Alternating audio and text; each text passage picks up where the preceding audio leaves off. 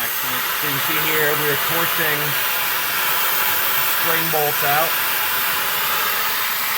Proper safety attire being utilized here. PPE, your personal protective equipment. What I'm doing now is we like to squint. You notice they've tucked in the gas card shock, which is always a bonus.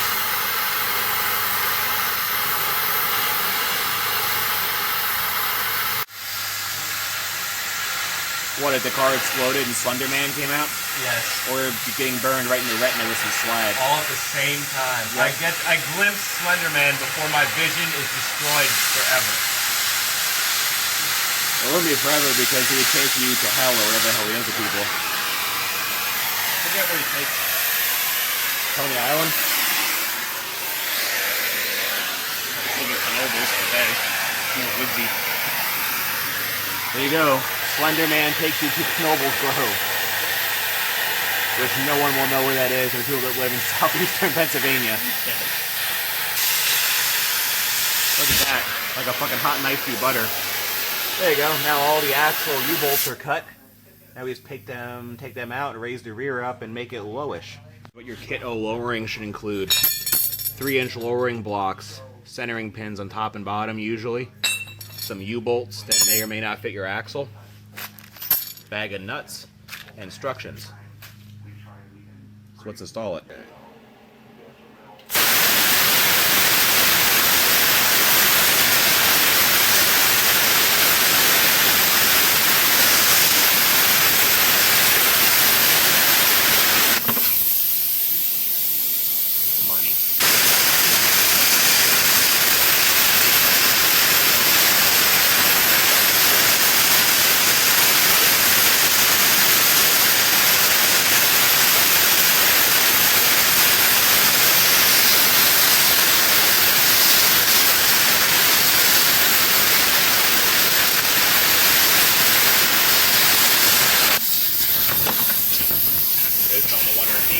Here's what we got here.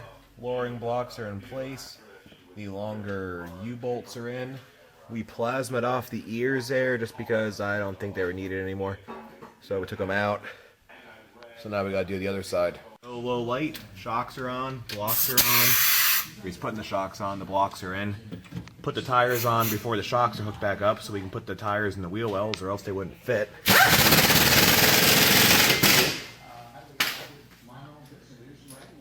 See what it looks like when it's on the ground. Here comes the moment of truth for the rear. No. The show that you just were on for Cuti, maybe? Yeah, that's a garrison. He was on a show where they had to do like sketches, YouTube stuff. There we go.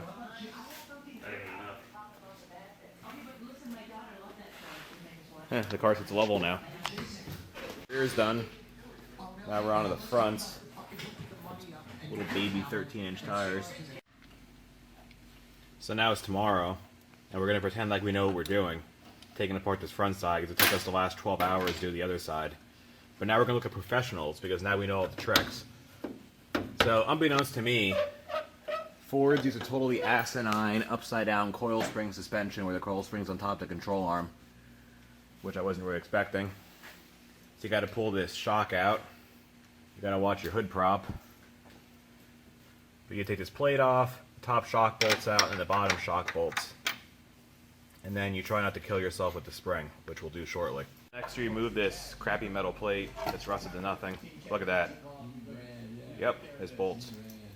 Now we have a spring compressor in there, something we didn't use last night, which is a big help. So that's in there. You go up here. It says right on the box, do not use impact.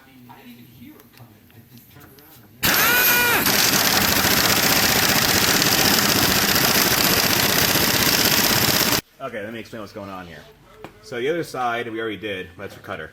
First of all, we're going to cut a coil and a half out. So from here to here is half a coil.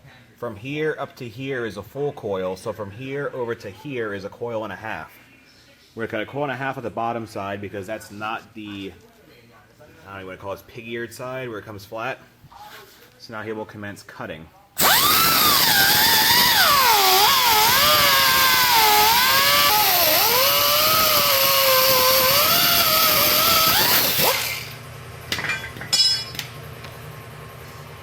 There we go, that much lower.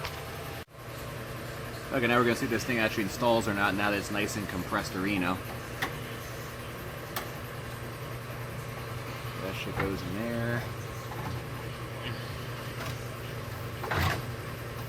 Look at that.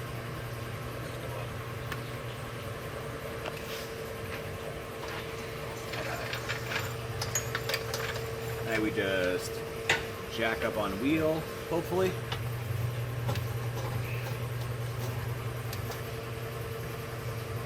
Oh, wait. What? There you go.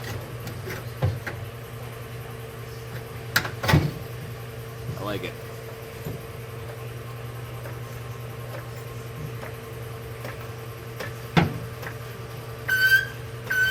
What you just saw in 10 seconds took us about 6 hours before we abandoned it last night. But now we look like pros because we figured it out. Yes. Jack the wheel up as high as it would go without raising the car, so that'll hold the spring in. So now we can unblast the thing that's in there that you can't see. Commence!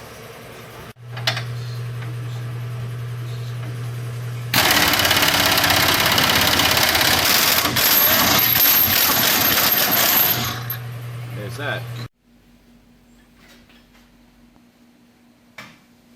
Easy. Easy. Easy.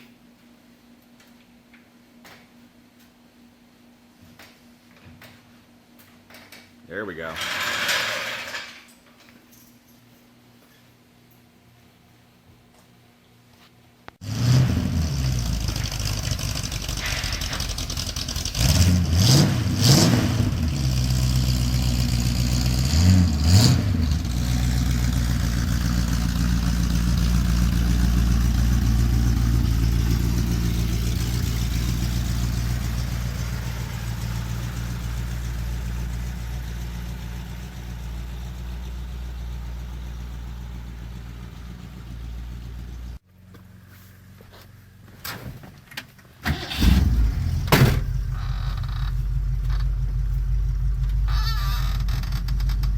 It's like a rockabilly dream in here.